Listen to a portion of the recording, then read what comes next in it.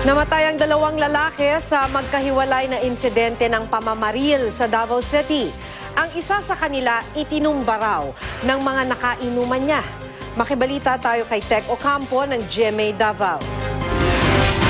Tama ng bala sa ulo at paa ay kinamatay ni Ryan Gesta. Binaril siya sa isang inuman sa Davao City kaninang madaling araw. Ayon sa kamag-anak niya, posibleng nakainitan ni Gesta ang mga nakainuman niya. Inaalam ngayon kung sino sa mga nakainuman ng biktima ang tumumba sa kanya. Sa isa pang insidente ng pamamaril sa Davao City, patay ang binatilong ito matapos pagbabarilin sa katawan sa barangay 5-A.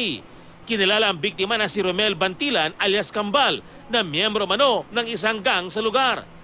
Dati nang nasangkot sa mga rayot, pagnanakaw at iba pang krimen ang naturang gang. Inaalam pa ng mga otoridad kung may kaugnayan ito sa pagpatay kay Bantilan. Hindi nagbigay ng pahayag ang pamilya ng biktima.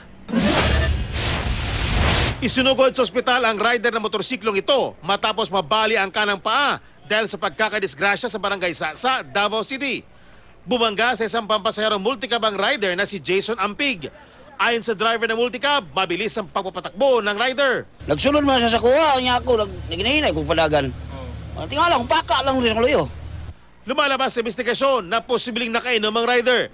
Inaalam ngayon kung may dapat panagutan sa nangyari ang driver ng multicab. Nasa kote sa bypass operation sa isang pizza parlor ang magkapatid na ito sa Davao City pa rin. Parehong sikyo ang mga suspect na sina Johabir at Alvin Mustafa. Nakuha sa kanila ang ilang pakete ng shabu. Inamin ng mga suspect ang krimen. Sabay sabing pinilit lang sila ng isang taong hindi naman nila pinangalanan. Sasampan sila ng kaso. Tech Ocampo, Nagbabalita, Pilipinas.